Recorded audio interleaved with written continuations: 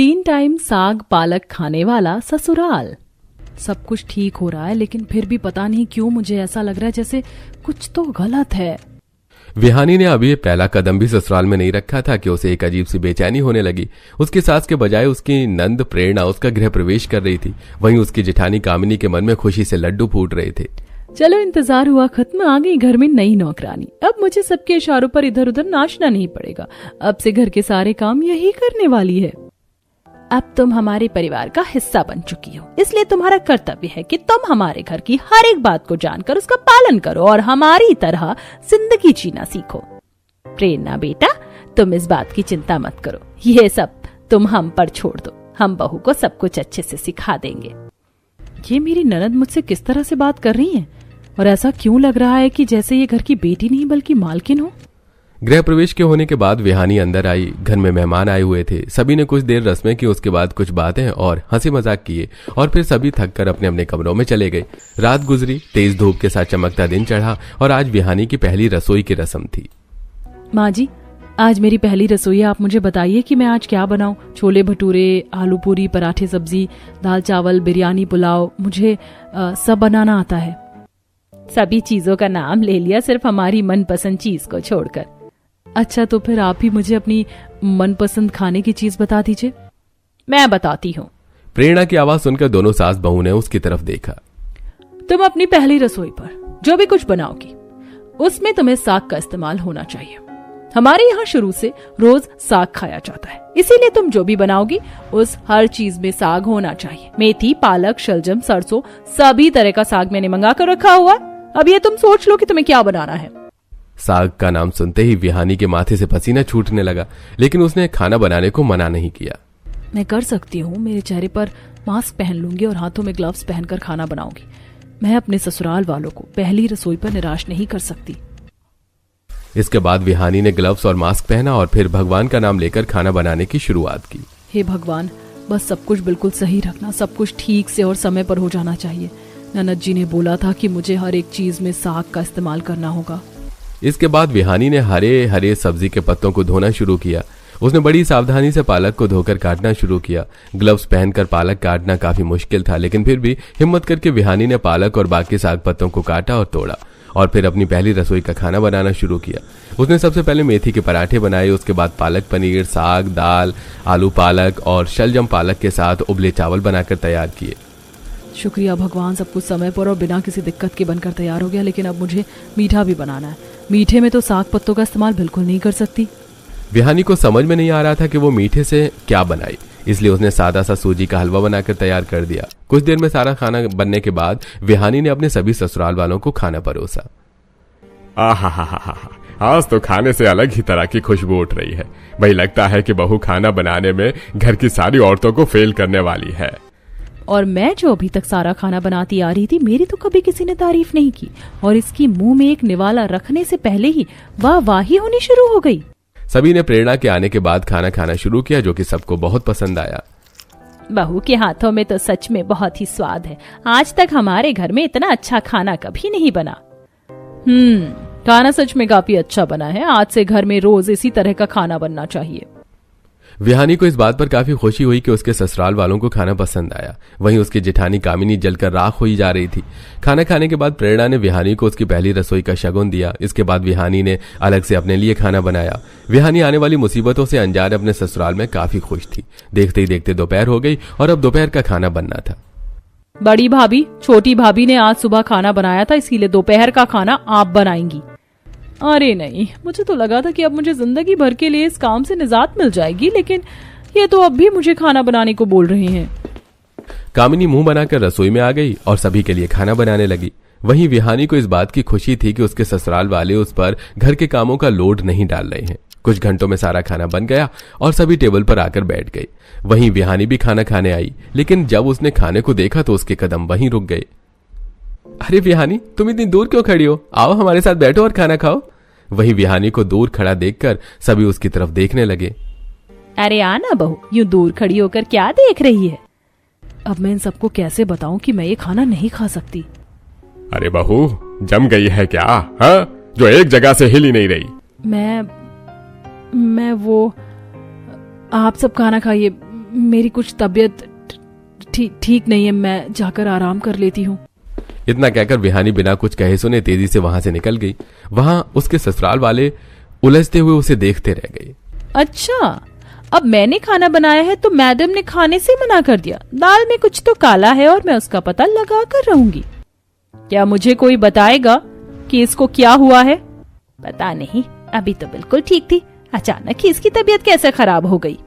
पूरे परिवार ने विहानी पर ध्यान न देते हुए खाना खाना शुरू किया। वहीं विहानी अपने कमरे में बैठी हुई अपने घबराते दिल को संभाल रही थी।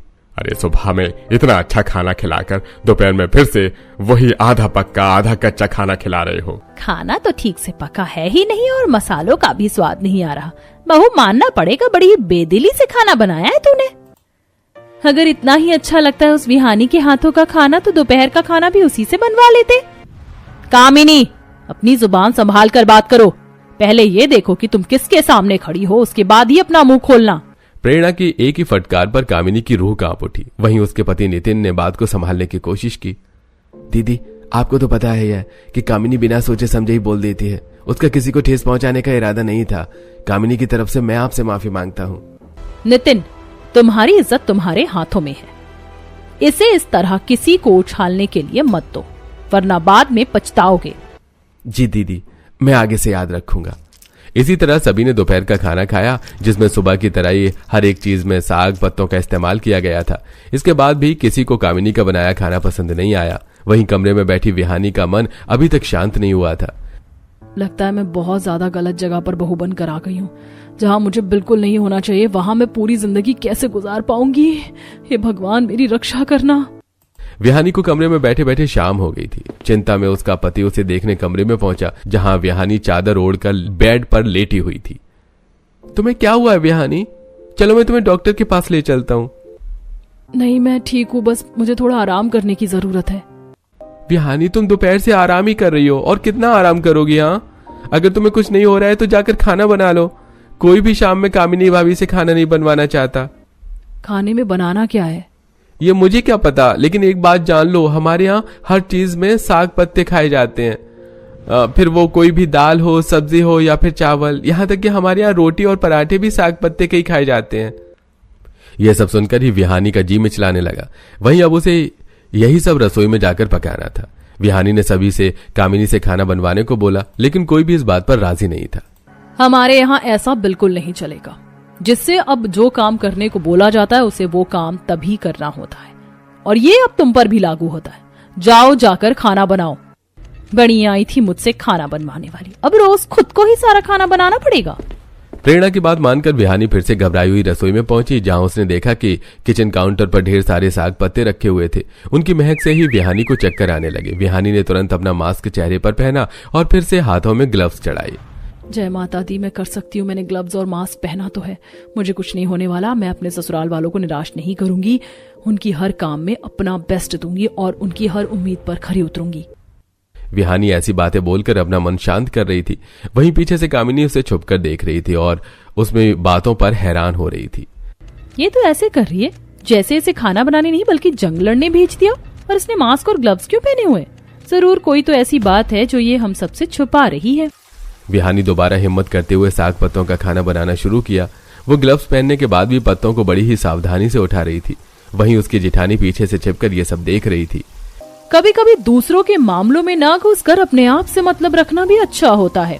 प्रेरणा की आवाज सुनकर कामिनी हक्का बक्का रह गई। नन्ना जी, मैं तो सिर्फ देख रही थी कि देवरानी जी कैसे खाना बनाती है। अगर तुमने दूसरों से ज्यादा अपने खाने पर ध्यान दिया होता तो आज तुम भी अच्छा खाना बना रही होती। अपने शब्दों से कामिनी को जोर से हिलाकर प्रेरणा वहां से चली गई और डांट न खाने की वजह से कामिनी भी तुरंत अपने कमरे में चली गई। वहीं विहानी रसोई में खाना बनाती रही, जिससे उसे बहुत दिक्कत आ रही थी। अभी आधा ही खाना बना था कि विहानी की आंखें लाल होने लगी। इस तरह तो असर मेरी आंखों पर पड़ेगा। मुझे जल्दी से कुछ करना होगा। मैं मनीष जी का चश्मा लगा लेती हूँ, इससे मेरी आंखें सुरक्षित रहेंगी। विहानी चुपचाप अपने कमरे में गई और चश्मा छुपा कर ले आई। रसोई में आकर उसने चश्मा पहना और फिर खाना बनाने लगी।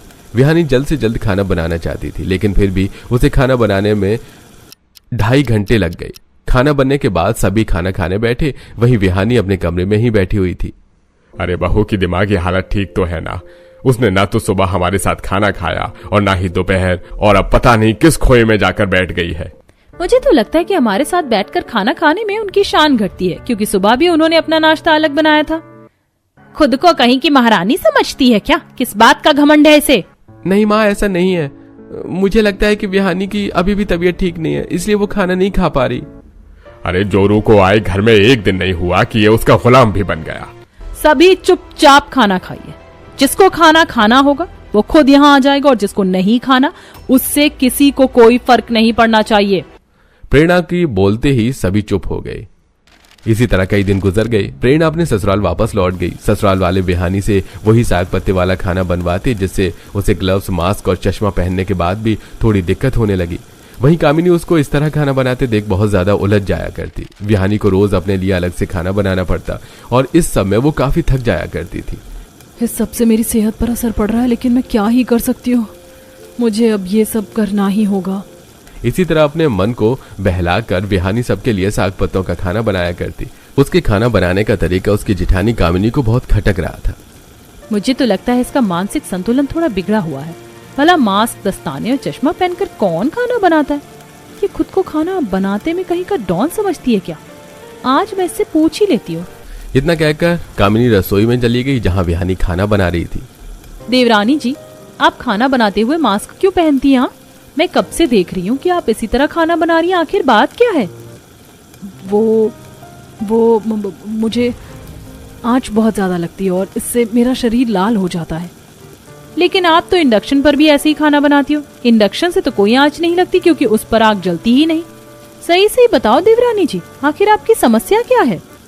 विहानी कामिनी के सवालों से दुविधा में आ चुकी थी, लेकिन तभी अचानक से विहानी का फोन बज गया और उसे वहां से जाने का एक बहाना मिल गया। ये देखकर कामिनी भी वहां से चली गई और विहानी ने भगवान का शुक्रिया अदा किया। अगले दिन रसोई में सारा साग खत्म हुआ मिला। यह देखकर विहानी की जान में जान आ गई और उसने आज बिना साग पत्तों के इस्तेमाल किए खाना बनाने की सोची, लेकिन शायद ऐसा अभी नहीं होने वाला था। बहू, घर में पहली बार ऐसा हुआ कि रसोई में साग का एक पत्ता भी नहीं है, और ये सब सिर्फ तेरी वजह से हुआ। अगर तूने बता दिया होता कि साग खत्म हो गया तो मैं मंगवा कर रख लेती। अब तो ऐसा हो गया, लेकिन दोबारा ऐसा नहीं होना चाहिए। ठीक है माँ जी, मैं आपको अगली बार पहले ही बता दूंगी। तो क्या आज मैं कुछ और बना दूं? घर में हर चीज मौजूद है सिवाय साग के, तो खाना तो बन ही जाएगा। नहीं, बिना साग के बना खाना खाना नहीं होता। अब तुझे ही अपनी गलती की भरपाई करनी होगी। जा मंडी जाकर अभी के अभी साग पत्ता लेकर आ। क्या माँ जी, मैं साग लेकर आऊं? और नहीं तो क्या तू कभी सब्जी लेने नहीं गई जो इस तरह चौंक रही है? अब नाटक करना बंद कर और जल्दी से बाजार जा। शारदा के जबरदस्ती कहने पर विहानी को साग पत्ता लेने जाना पड़ गया, लेकिन रास्ते में ही उसका दिल जोर जोर से धड़क रहा था। अब से पहले उसने मंडी में कदम तक नहीं रखा था और आज उसे वहां से ढेर सारी सब्जी लेकर आना था। मंडी के अंदर जाने से पहले विहानी ने कुछ गहरी सांसें ली और फिर आगे बढ़ी। हे भगवान, मुझे तो अभी साग पत्तों की गंध आने लगी। मुझे मास्क पहन लेना चाहिए।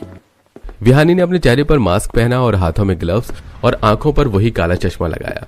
इसके बाद वो साग की दुकान पर पहुंची, जहां मेथी, सरसों, पालक, केला, शलजम, मूली के पत्ते आदि जैसे कई तरह के साग पत्ते मौजूद थे, जिन्हें देखकर विहानी के माथे से पसीना छूट रहा था। विहानी अपने कांपते हुए कदमों से दुकान के पास पहुंची, जहां उसके मोहल्ले की कुछ औरतें भी खड़ी हुई थीं, जो कि उसके हुलिये को देखकर उसका मजाक बनाने लगी। अरे भाई, ये कौन सा जुबा जो आज सब्जी लेने आया? भाई मुझे तो कोई माफिया लग रही है।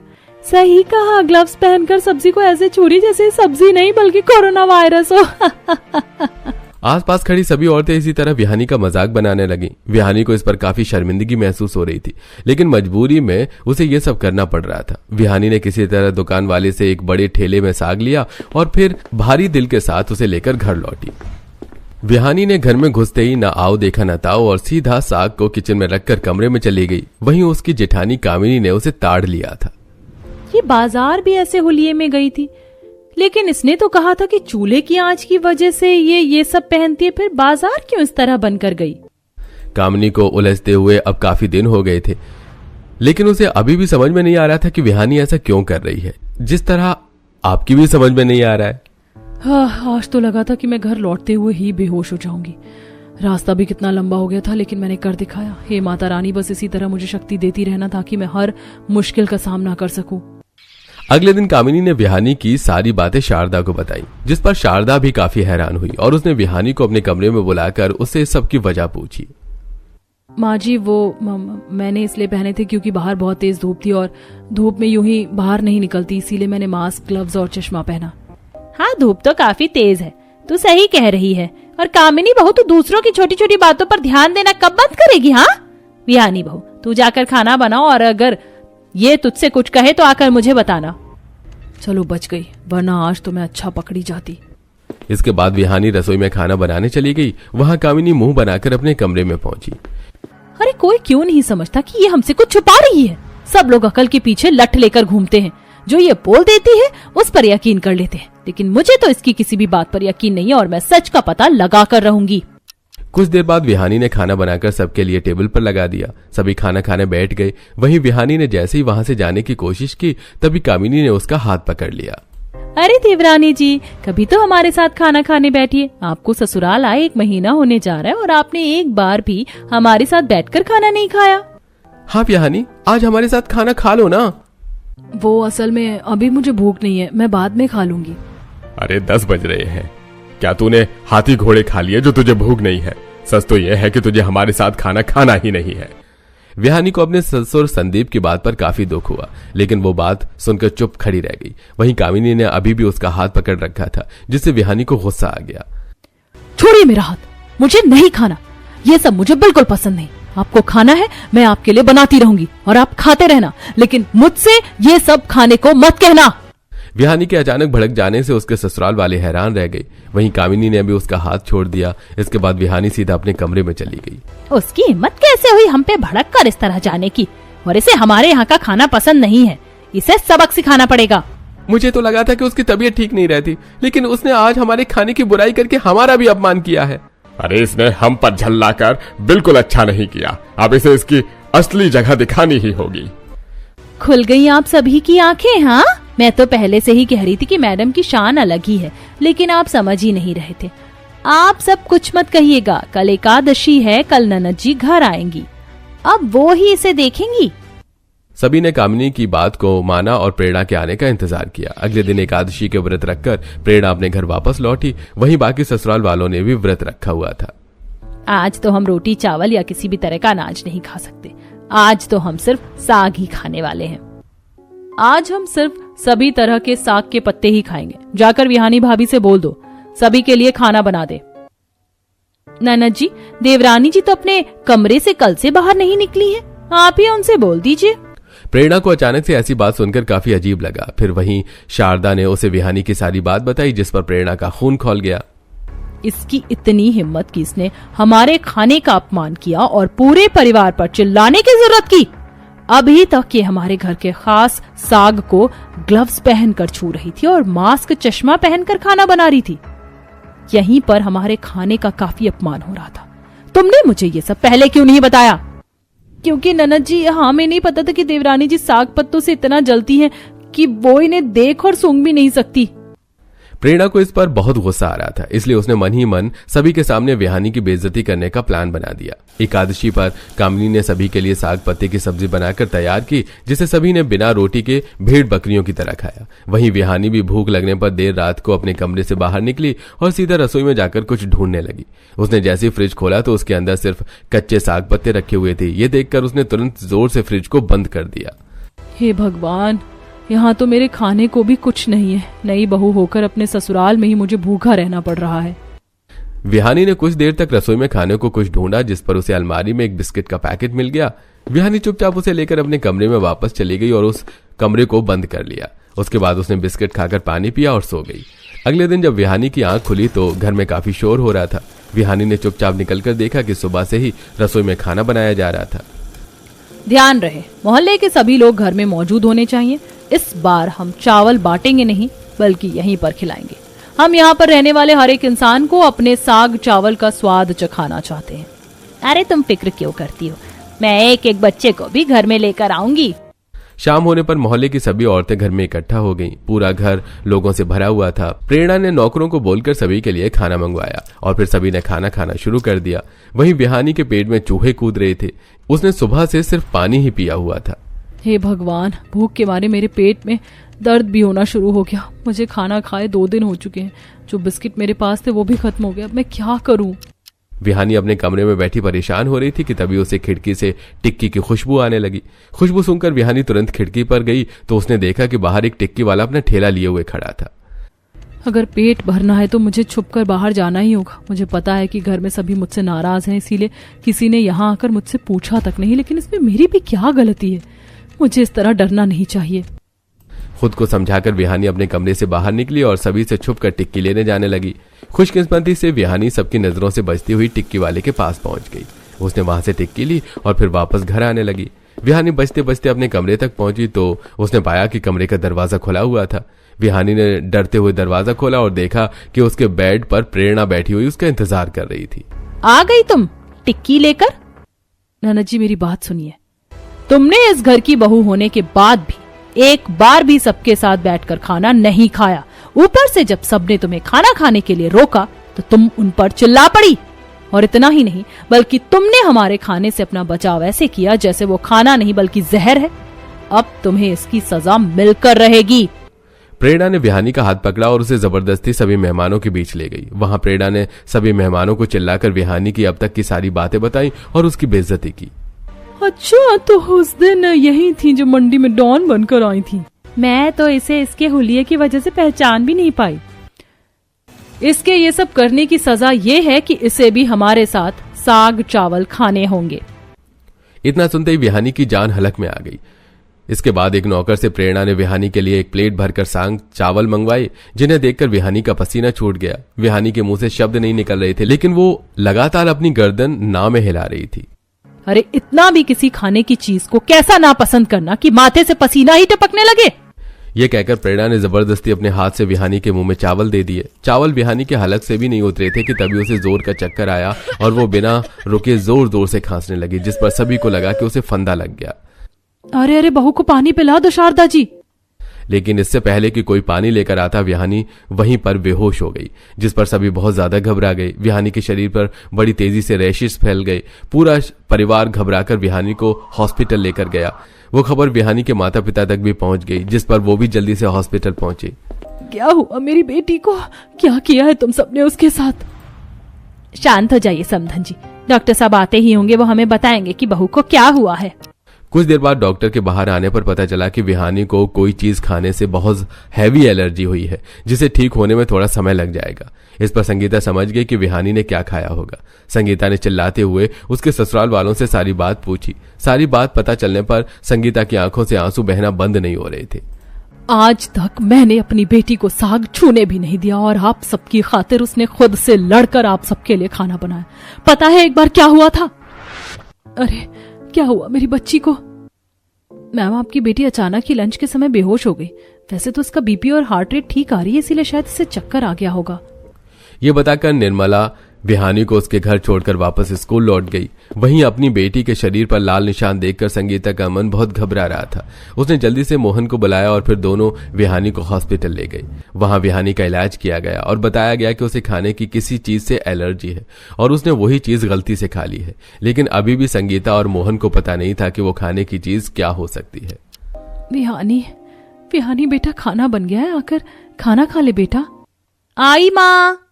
अपनी माँ की आवाज सुनकर विहानी खुशी खुशी खाना खाने अपने घर गई। इसके बाद संगीता मोहन उसे खाना खिलाने बैठे। ये ले बेटा, आज मैंने तेरे लिए नई सब्जियां बनाई हैं, साग दाल, तुझे बहुत अच्छी लगेगी। इतना कहकर संगीता ने एक निवाला विहानी के मुंह में दिया और उस निवाले को चबाते चबाते ही विहानी को तेज खांसी उठने लगी। उस पर घबराकर मोहन ने उसे पानी पिलाया, लेकिन पानी पीते ही विहानी बेहोश हो गई, जिस पर दोनों माँ बाप बहुत ज्यादा घबरा गए और फिर से विहानी को हॉस्पिटल लेकर गई। वहां डॉक्टर ने उन्हें बताया कि उसे फिर से कुछ खाने से एलर्जी हुई है। तब से हमें पता चला कि हमारी बेटी को साग पत्तों से एलर्जी है और हमने सभी साग पत्ते बनाने छोड़ दिए। हम ये बात आपको भी बताने वाले थे, लेकिन विहानी ने हमसे मना कर दिया। उसने आपकी खातिर वो बनाया, वही बहुत बड़ी बात थी, लेकिन बदले में आपने उसे जबरदस्ती साग खिलाया और आज आपकी वजह से मेरी बेटी की हालत हुई है। हालांकि ससुराल वालों की इसमें ज्यादा गलती नहीं थी, लेकिन फिर भी उन्होंने विहानी के साथ जबरदस्ती की और परिणाम ये मिला। विहानी ने उनके लिए जो किया उसे सोचते हुए उन्हें विहानी के लिए बहुत बुरा लग रहा था। वहीं अपने आप पर शर्मिंदगी महसूस हो रही थी। हमें माफ कर दीजिए, आपकी बेटी ने अपने बारे में ना सोचकर हमारे लिए खाना बनाया और बदले में हमने उसे अनजाने में ही सही लेकिन ये सिला दिया। हमें समझना चाहिए था, हमें माफ कर दीजिए। इसी तरह विहानी के होश में आने पर उसके ससुराल वालों ने उससे भी माफी मांगी और फिर किसी ने उससे कभी साग बनाने को नहीं